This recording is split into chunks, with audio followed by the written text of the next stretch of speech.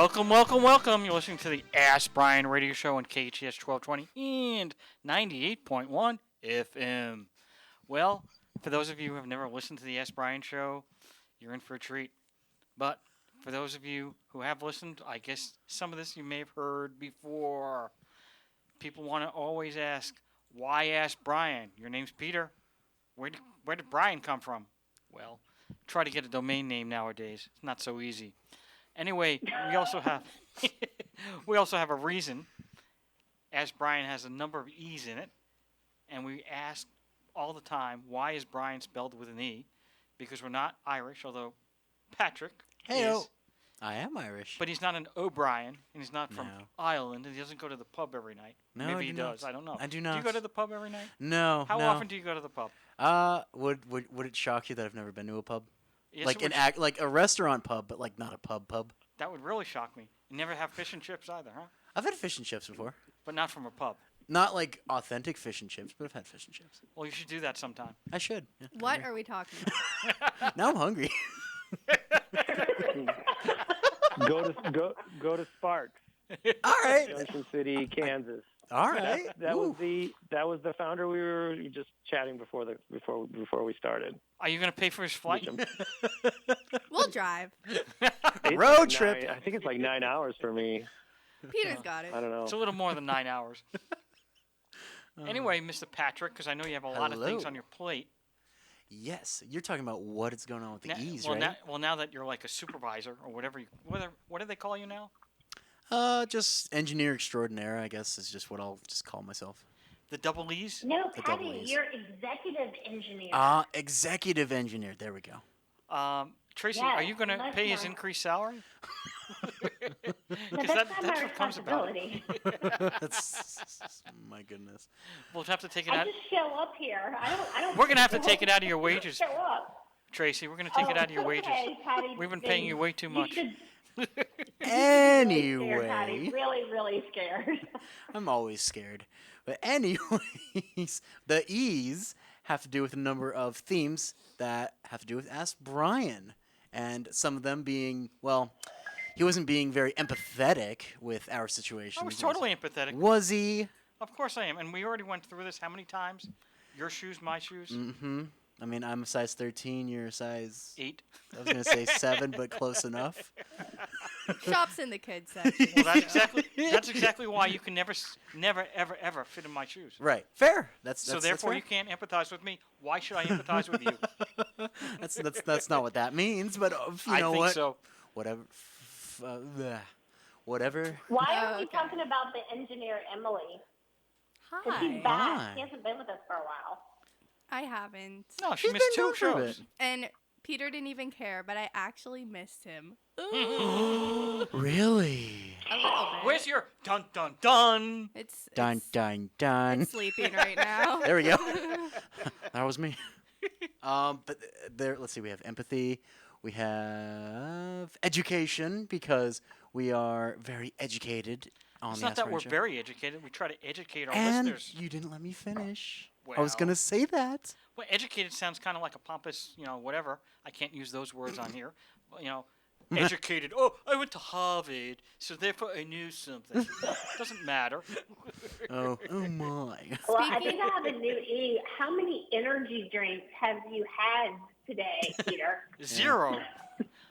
As he can does have, only he does have a imagine. soda right in front of me. No, though. it's an iced tea. Mm-hmm. That doesn't start with an E.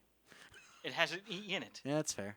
Speaking of education, we should congratulate all the 2022 grads. Yeah. Why did Emily? Did you graduate? Yep. No. I graduated last year, but still. Oh man. Outside of that, we have we clearly have excitement today, and Peter's favorite. Enthusiasm. I'm so sorry. Well, that's because I got excited. You did get excited. You did get And excited. don't forget Tracy's favorite word. Oh, well, where is that grease lightning? Because we're electrifying. Woo! Woo! There we go. Woo! Bring me that grease lightning. Yeah, Well, no, it's the movie. okay. I'm not. Oh my. See, Shame. that's why he doesn't go go to a pub. He just sits in his backyard and drinks grease Did our guest leave yet? That's pretty cool, actually. I mean, he ran for the door. Ran for the door. He's going, Tracy, what did you get me into? I think he went to that pub that he told us to go to, Sparks. He Well, give us exited. some more He exited. ease. Well, there is also also. That means he's trying to think it because he doesn't know it. Um, How about experts? Experts, that's right, and experience. And how do you become an experienced expert? By logging in about 10,000 hours. And how do we calculate that out? I don't remember. You're giving me math again. I'm terrible at 50 math. weeks a year, 40 hours a week is 2,000 hours times 5 years. Come on. You lost me at hello. Okay. Well, I don't know any entrepreneur that can work 40 hours a week. They work like 400, and they definitely probably work. And why didn't you say, hold on, 65. and why didn't you say entrepreneur? Because Tracy beat me to it. Because I'm a little sensitive to that 40-hour a week. Well, like, besides our stand-up routine, we probably do have a show to do, so Yeah. without any and our further... guest is going to really be able to talk to us about entrepreneurship, which I'm very excited about. Yup. Without any further ado, and why do I like that word? ADIEU, because every single letter minus the D is a vowel. And here's your... I'm throwing you some fish. Yay. That's what the seal, the seal gets a little fish every time he complains. Wow. A seal. Emily has her mouth open like, wow, what does that mean? Yeah, that's what I'm Patty, wondering. Yeah, she's going, wow. Yep. Welcome to my life. Patty, last week I got it wrong, and I said that it had all consonants in one vowel. No, but close. See, that's why you have to be here for us, because I couldn't get it right. Well, I'm here. I'm back. Well, thank you very Now much. I'm going- Where's the going applause? out. Where's the applause? I don't know. You got to get your buttons down. She has no buttons going. Patty, you'll have to show her those buttons. Anyway. Sure. I know how, I just don't want to do it. Whoa. Are you on strike? No. Ooh, love it. All right, everybody. Bye, I'm heading out. Patty. Bye, Thank you very much. And we do have a show to do, and we do have a great guest. I'm going to pronounce his name. Hopefully, I'm not going to butcher it. Mitchell Posada, is that correct? That is correct. All right. Last name like the Yankees catcher. Well, probably not. Well, maybe you're making as much money as he is, but I know the baseball players do well. So, a couple questions for you. Having listened to all this stuff, now we do have some serious stuff, and the real question is, what is your background? So, can you give us a little bit about your background? Broad question. Sure. And would you like business contact, personal, or whatever I come up with?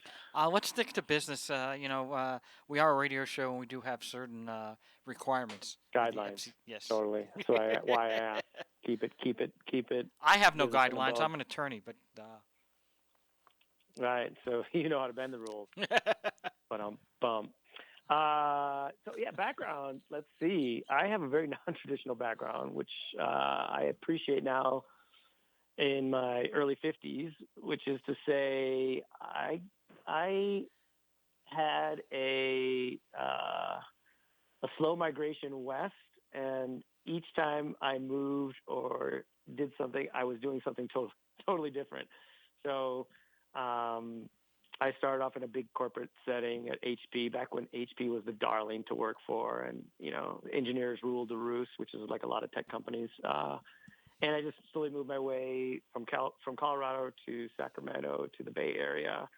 And I decided I needed a graduate degree for some reason, mostly to find myself.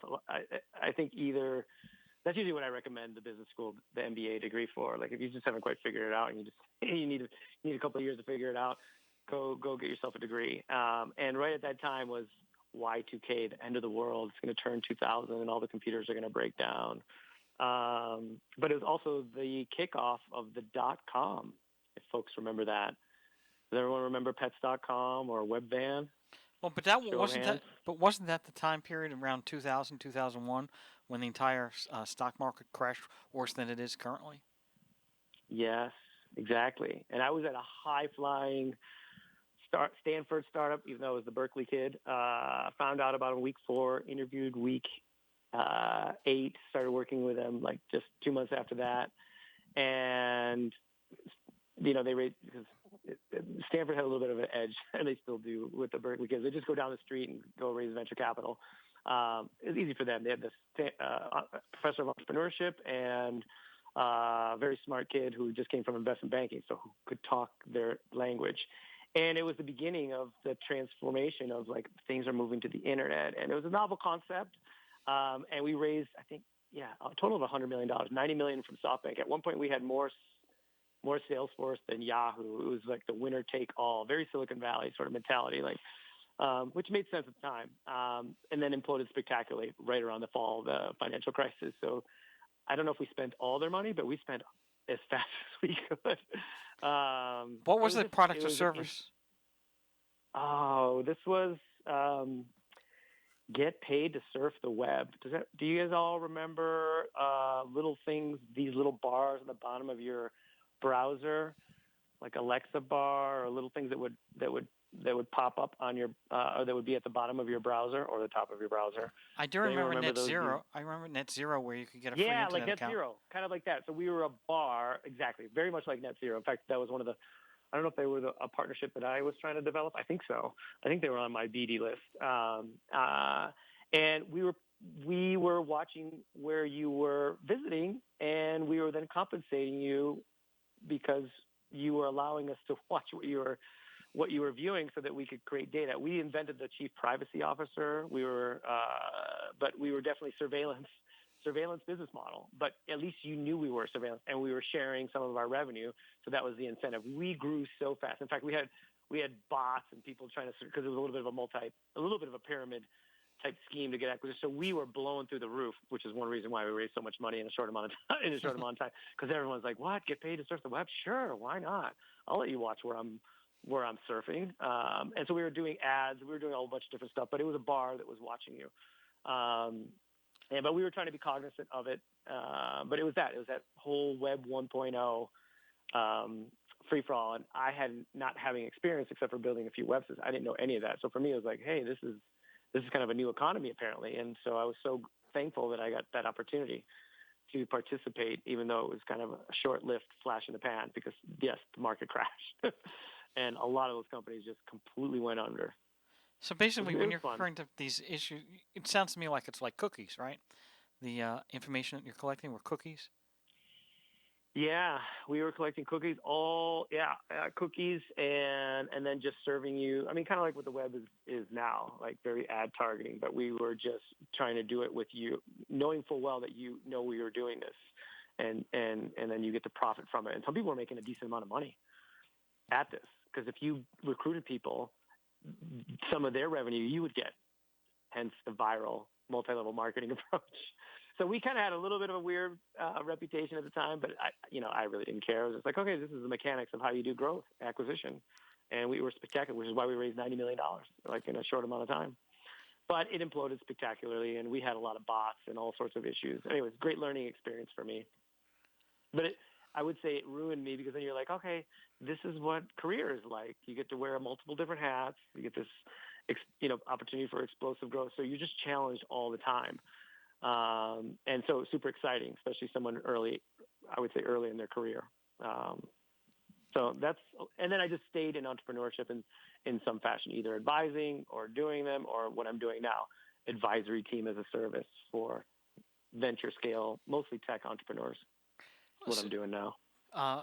So were you basically most of the time you were a consultant? I would say if I average it out, probably more time either advising, consulting than on the entrepreneurial side, but about 50-50. I would say about half and half. How many companies have you founded? I would say, 3 that were of the startup variety versus just advisory consulting. So it's been of my own, and then I participated in like three others. So about 7. 7 or so, and then exposure to a lot, because once you do advising or you do consultants, you feel like in some cases you experience what they were experiencing, which is the current ride I am now. It's like I feel their pain and or their joy. So it's like I get to relive the pain and anxiety. I guess I'm just now more used to it.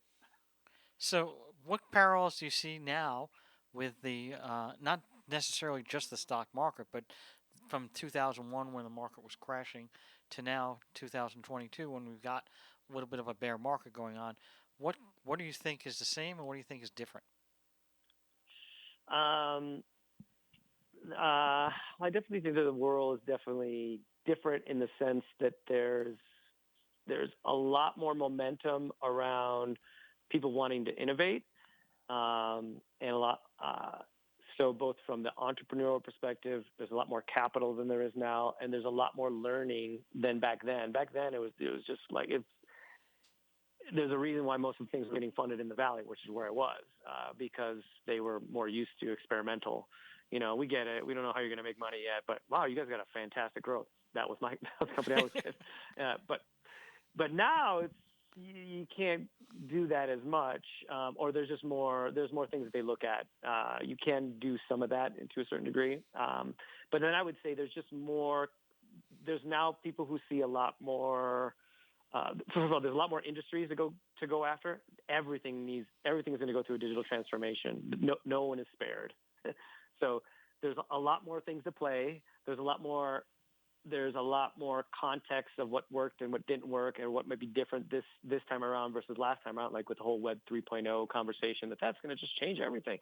Yes, there's going to be some of it, and there's going to be some similarities because that trumpet has been sounded a lot. In fact, that was the trumpet that I started off with. The internet's going to change everything, right? And it's taken a long time for that to actually really be felt by just about everyone. And so I would say that's different. There's a ton of capital. There's a ton of talent. Although in some cases there's a scarcity of talent, but there's at least a lot more innovation happening, and there's a lot more of the bigger players willing to play with the smaller guys. So it's a great time to be an entrepreneur. And so another parallel would be more good entrepreneurship happens in these down cycles, because necessity is the mother of invention, and either you're getting kicked out or something, or you see an opportunity because the parameters have changed. COVID accelerated a ton of digital transformation and a ton of business ideas, because they'd be like, okay, now we got to do everything remote. Well, that kind of puts a wrinkle on my thing. And now you talk to founders like, oh my God, it took me 6 months, but now that I'm doing this, I am way more resilient, because now I got a digital strategy and I can still do the thing that I was doing before. So now I'm like, it accelerated, or it just allowed me to really focus on a different way of solving the problem that I was trying to solve. Well, we're going to be taking a break. We'll be right back. You're listening to KHTS 1220, 98.1 FM. Hey, Ned, what's with the cape and tights again? Didn't the boss tell you about that? No, this time I'm really a Pacific Air hero. I'm flying around keeping our customers cool with our WOW AC tune-up. It's Super Ned to the rescue! Get in the truck, Ned.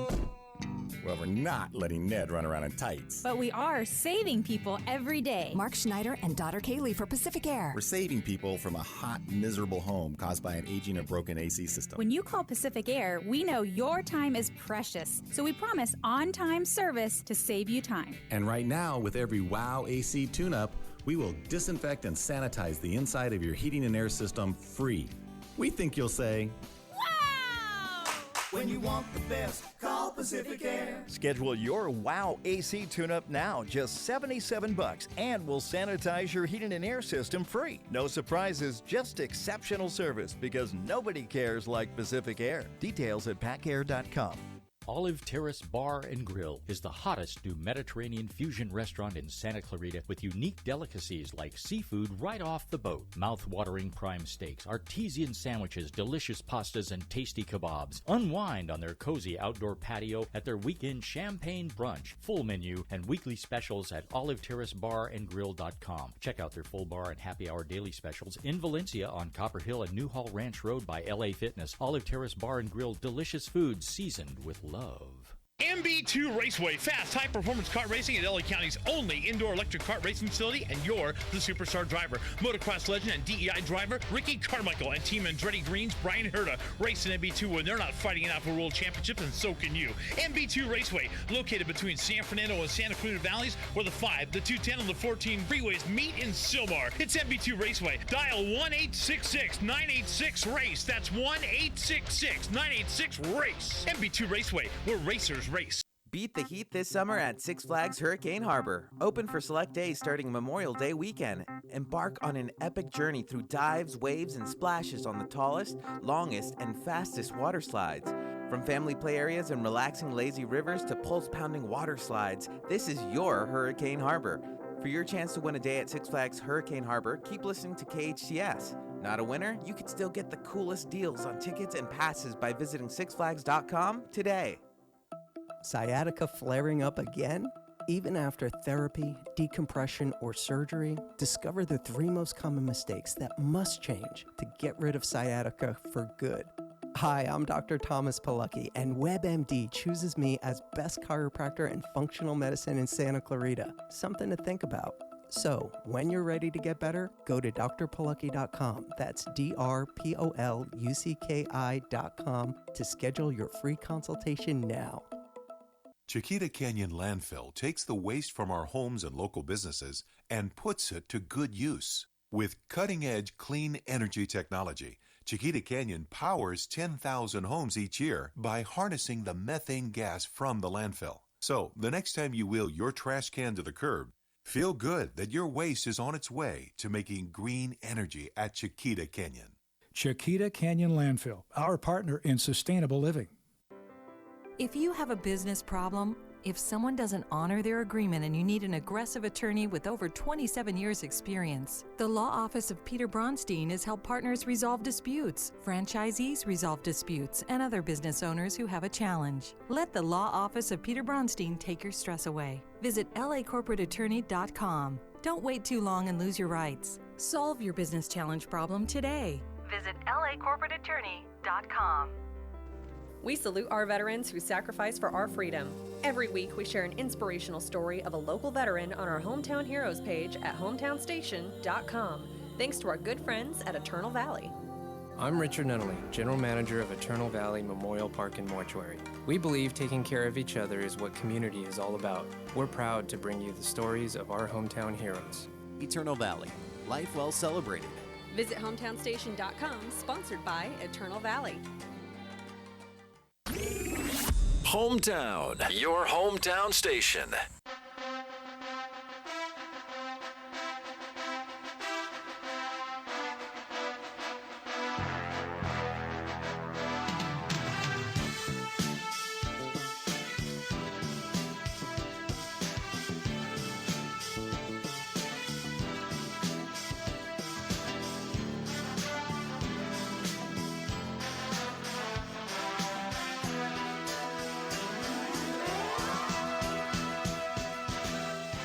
Welcome back. You're listening to KHTS 1220 and 98.1 FM, the Ask Brien Show.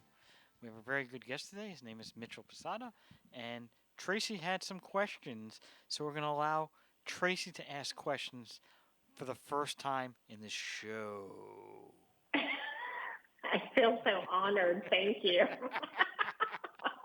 So, Nick, I have the pleasure of actually getting to work with you in your founder advisory capacity, which is such a pleasure. And I really appreciate your insights and all the things that you do to keep me inspired and motivated as an entrepreneur.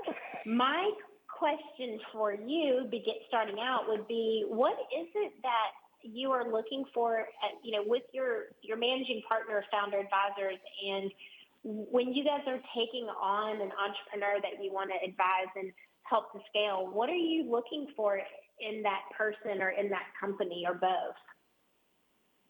Great question. Entrepreneurship is a full immersion, full contact experience, and all of us MPs have suffered as a result of that, meaning divorce, whatever you want to call it. It accelerates any kind of knocks that you're going to get. So we know that, and we look for founders who are self-aware enough. Oh, you have to somewhat be self-aware enough to know you may not know what you don't know. So that oftentimes people boil that down to, are they coachable? Because what we're trying to do is put courage into the founder, but also with or encourage, but the courage piece is important, and then some level of humility, because it's almost every time it's like you're surfing a new wave, completely different, even if you've done it before. So we look for that. We've shifted more and more to finding founders who are doing something in service of humanity in some way. We call it purpose-driven, or technology in the service of a better humanity, because most of my experience has been in tech and in Silicon Valley, and too often I just see technology for technology's sake, and I think it's just overdone. So we tend to avoid that, or founders who are they got a good idea and they want to make a ton of money, but they're not really doing it with anything else except that in mind. And I'm like, I think we lived that era. That was in fact part of that .com era, was just all about making money. And I just don't think we can afford that right now with everything that's going on. So we definitely look for founders, whether the thing that you're doing is immediately impacts, like I was mentioned before, we have like ag tech, we have a solar tech, we have stuff that's related to climate related and energy. But then that also extends to other types of founders. But we definitely look for that you're building a purposeful business, even if most of that could just be around how you're going to service your customers and your employees. Because I've been around the hubris of just, we're going to make a ton of money, and look, you should invest in us, or you should be part of this team, and that doesn't appeal to me anymore. It doesn't appeal to my team either. So we do look for that. And then the idea, we're not necessarily trying to be investors at this. We do want to make sure that we're only taking on clients that we feel has a reasonable chance of success, so that we know our time is worthwhile. So we turn down a lot of things that aren't quite ready, but we lean into more often if we know that there's some sensibilities from the founder and I'll give you a couple of them, which is besides the purpose-driven thing, is like things that I've learned. And I'll give you a little bit of a list that I've learned is, I've seen a lot of great vision, great ideas, etc. But it took me about 5 years into just seeing startup after startup after startup, and in the Valley, some that succeeded, some that didn't succeed. And then I realized vision, great ideas, well-funded, didn't necessarily translate to success. What I saw was lots of ideas, but those who could execute rule. So I lean into and I look for, if you just have the build it and they will come mentality, or like, this is just such a great idea and it's just naturally going to sell itself. I've seen that backfire so often that, like, even with rock star teams, that I kind of discount it now, or I bring it up, or I try to fish for that in the early conversations with the founders, because I do think it's hard to get away from that. It's a grind in some fashion, and what we're trying to do is make it so it's not so much of a grind, so that you can be your best self. Because I've been advising some entrepreneurs where it's just like, as soon as shit hit the fan, or they started experiencing more than a couple months of just not good news or whatever, founders can become their worst enemy to their team and or to their investors or to their customers, and they can do almost illegal things, things that you would not want to do. And I'm just like, we do not want our founders to go through that. So we got to figure out a way to get you to relax, or just focus on the things that you can focus on. And I'm not lying. And it's hard because the ego gets involved. You just raise a bunch of money. You look good. You got a spread, like all this nice little spreads you're getting, Tracy. Imagine all that. And you got money, and all these people are like voting, rooting for you. And then stuff hits the fan.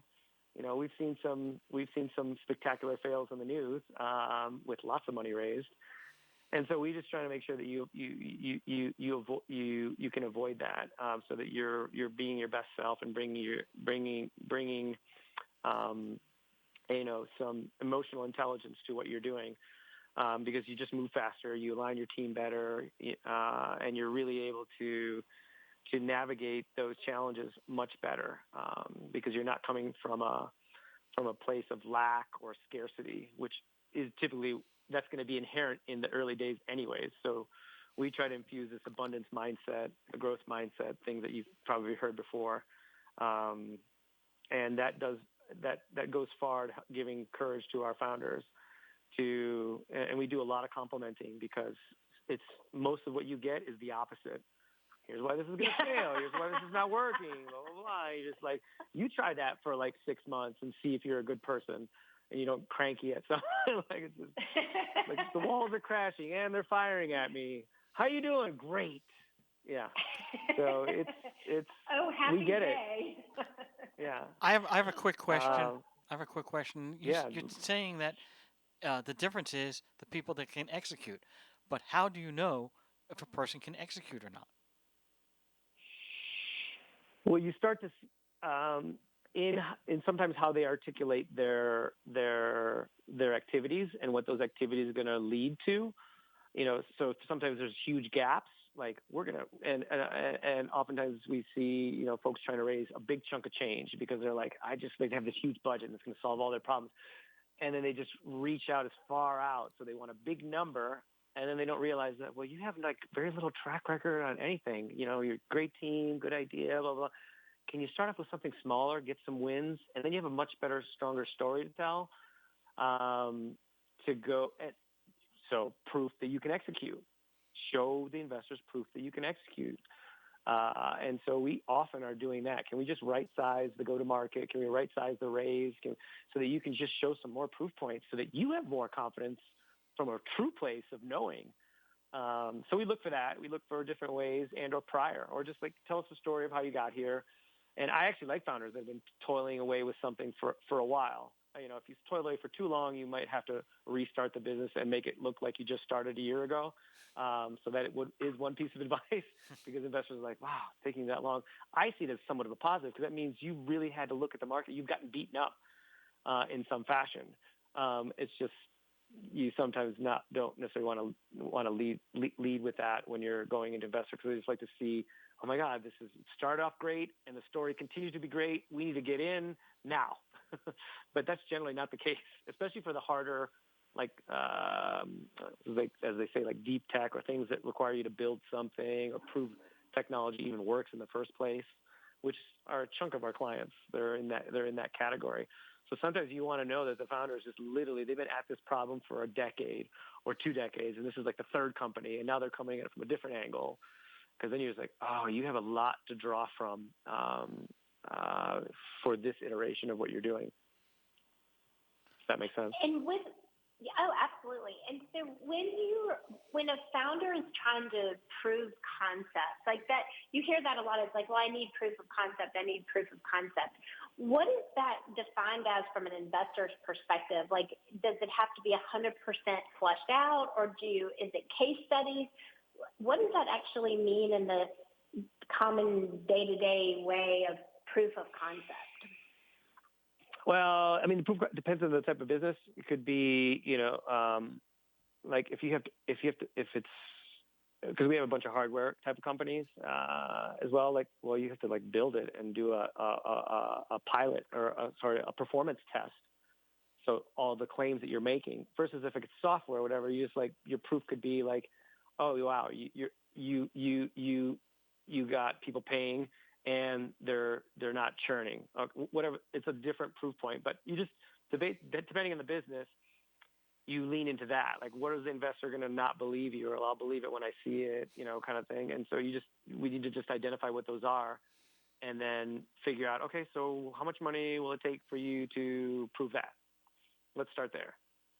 And in a lot of cases in the early days, you're trying to give signals it's close enough. It's signals that and it could be like, oh, well, we got letters of intent. We got all these people who are just chomping at the bit, but we need this much money to get further along so that we can actually, when they ask to order the stuff, we can build it at the production quality or, have the right feature set that they're going to need, a certain type of customers are going to need. So you just try to break it down and then try to match your raise and your team and your structure, try to just get those proof points in, because then you have a much stronger story to tell. But there's other ways of doing it. You can oftentimes, sell it before you build it. We had a founder who raised $1 million to $500,000 chunks from their clients, from 2 customers. So that's a great win, sell it and then go use that money to go build the product, which is a rarity, but I really appreciated that, because oftentimes you can just do that. That is some of your proof. Now he's in the conundrum where it's like, okay, money's running out. You got to raise more, but he's way further along than he was before. But that was enough. That was a great proof point. Unfortunately, it wasn't enough of a proof point for the institutional investors to get excited, because they still wanted to just see some revenue, even though it was a huge feat. I mean, these are potential channel partners. So these are people who are going to be selling, and they put money in me early just on the concept, because of the reputation and the knowledge and whatnot.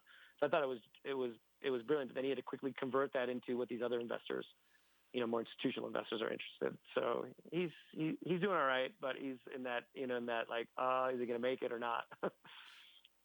Well, and that's interesting that you brought that point up, because my next question was going to be, what are some innovative things that founders can do to build a bridge between maybe they're not quite ready for the investment raise yet, but they're far enough along that they need to get to that next level, whether it's expanding their team or investing in marketing strategies to grow their customer base. Like they've had the proof of concept phase, but they're not quite there for the big investment raise. What are some innovative things that you've seen some of the founders do? Well, I just gave you one, because I have seen a lot of founders go literally get financing from their customers. Like, hey, if you really love this, give me $1 million now, and I'll let you use this thing for 10 years for free. But I need that $1 million because no one's investing in me. But you're a great customer and a referenceable customer, so I just did customer finances. But it was kind of similar to what one of our clients did. But that is definitely one way to look at it. You have to be kind of more enterprise, someone who has a big pool of money they can give you. If you're on the more consumer side, often a lot of people just build up a huge, demand in some way, and then they just like, hey, and now we have a product to sell to you. So like, pre-sales or those kind of things. And so it's like, okay, I see you got a bunch of pre-sales.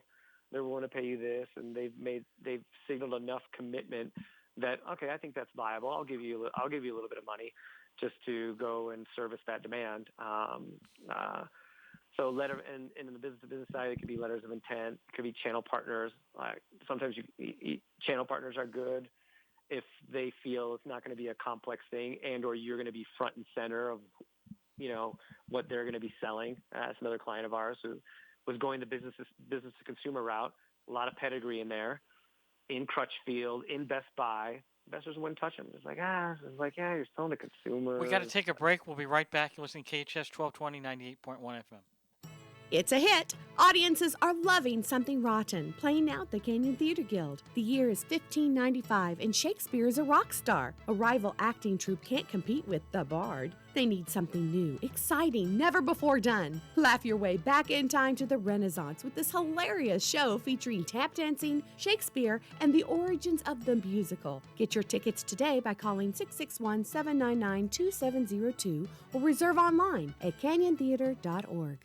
Helping lead the way to a greener future, all of Burtech's Santa Clarita Valley waste collection trucks run on clean-burning natural gas. Burtech takes pride in their community, and they've been serving the SCV for nearly 2 decades. Because at Burtech, we'll take care of it. When you're looking for a midnight snack, sometimes fast food just doesn't cut it. California Bakery and Cafe is open 24/7, so you'll be able to find fresh donuts, danishes, bagels, all-natural fruit juices, gourmet sandwiches, and much more at any hour. With elaborate cakes for any occasion, including weddings, baptisms, anniversaries, corporate events, or any special event. California Bakery and Cafe in Santa Clarita is open 24 hours to satisfy any craving, anytime. Call us, 255-1254. That's 255-1254. At Jersey Mike's, we make a sub above. Bread baked fresh, veggies served crisp, meat and cheese sliced on the spot. Then comes the juice. Red wine vinegar and olive oil blended to perfection.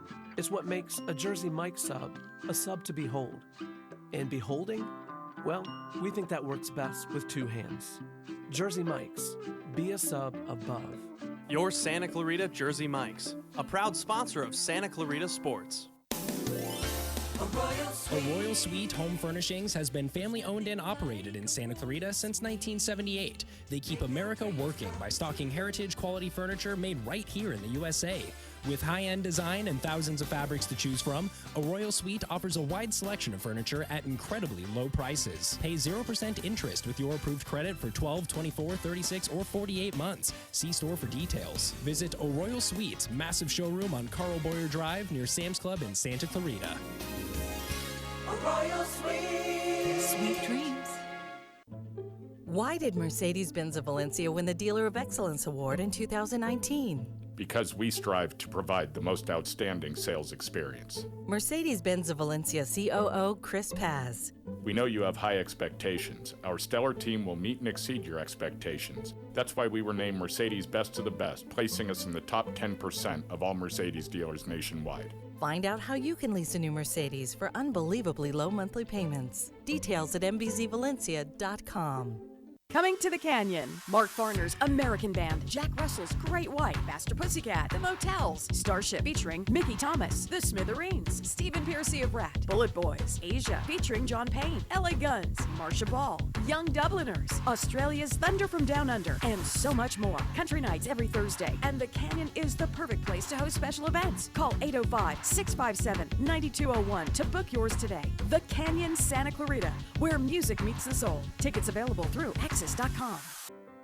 If you have a business problem, if someone doesn't honor their agreement and you need an aggressive attorney with over 27 years experience, the law office of Peter Bronstein has helped partners resolve disputes, franchisees resolve disputes, and other business owners who have a challenge. Let the law office of Peter Bronstein take your stress away. Visit lacorporateattorney.com. Don't wait too long and lose your rights. Solve your business challenge problem today. Visit lacorporateattorney.com.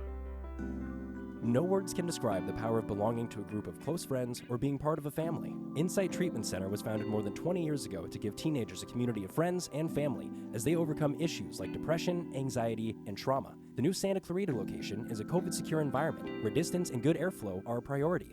As a leader in providing intensive outpatient treatment to teenagers, Insight Treatment Center in Santa Clarita is here to help. Call 888-295-9995 or go online to insighttreatment.com. It's like no other station I've ever listened to. It's great. Your hometown station.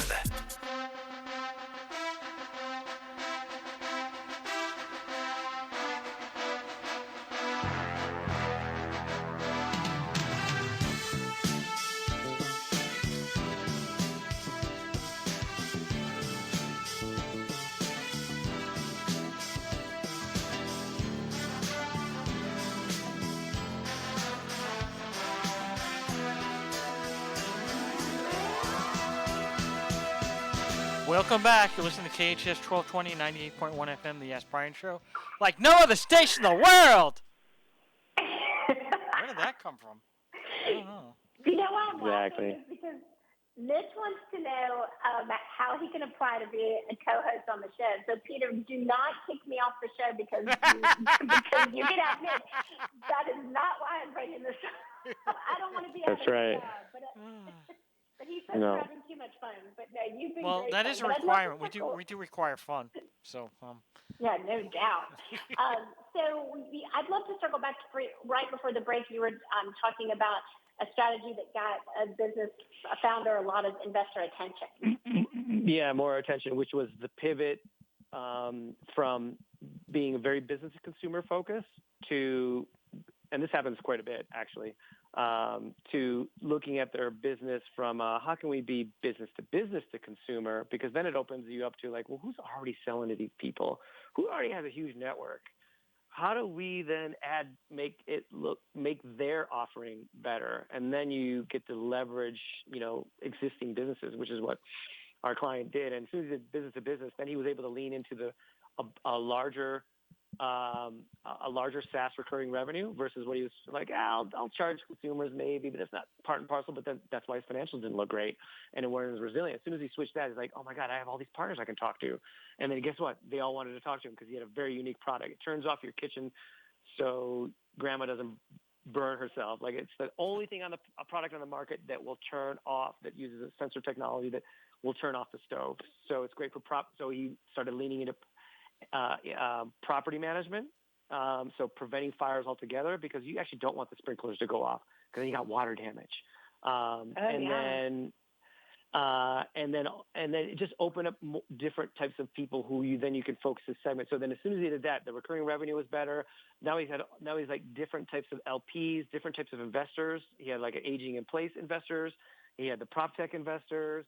And all of a sudden he's like, and then new life. And he won AARP award, like new business award for more, and I think he won and he got some grant money, actually, or some, non-dilutive equity. And he's getting close to getting financed, but because he pivoted. So I often encourage people to if you didn't win off and you weren't like the Facebook that was just like, hey, we won, can you do your, another client of ours, private social network, Clubify. Like he went from straight in to just doing that and being more B2B. But oftentimes that's something way to look at. And then you can start looking at what are the leverages that I can get that I can leverage other people's networks, and we just need to fit into that. So your sell's a little bit different. And then who you go, and then you're like, hey, if a big company wants to partner with you, okay, that's kind of a customer, and maybe you can even get them to pay you. So now it just changes the dynamic, and now you have more proof points, and that helps you a ton. Anyway, so that was another one of those ways of sort of getting around the I'm stuck.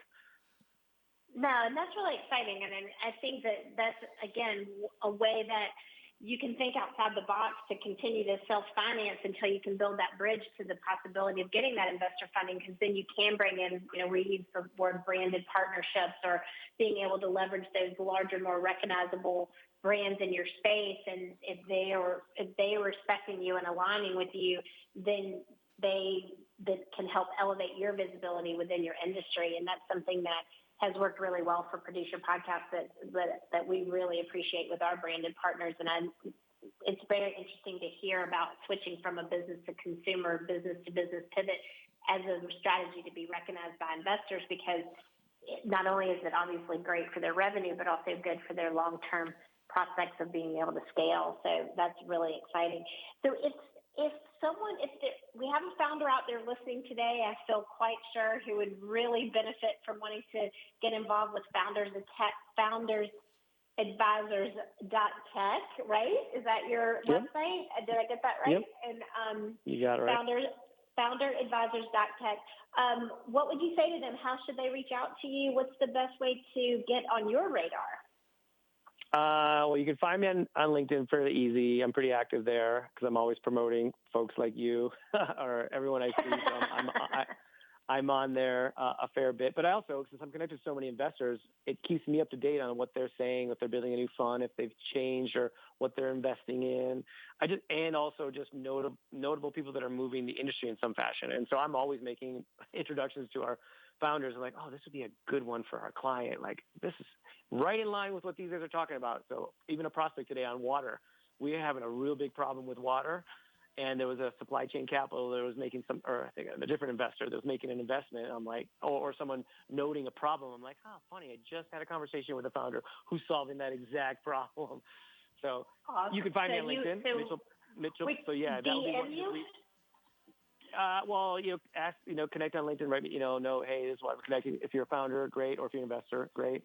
I get a lot of vendor calls, of course, or inquiries. And then just Mitch at founderadvisors.tech would be the other way. Great. To get a hold.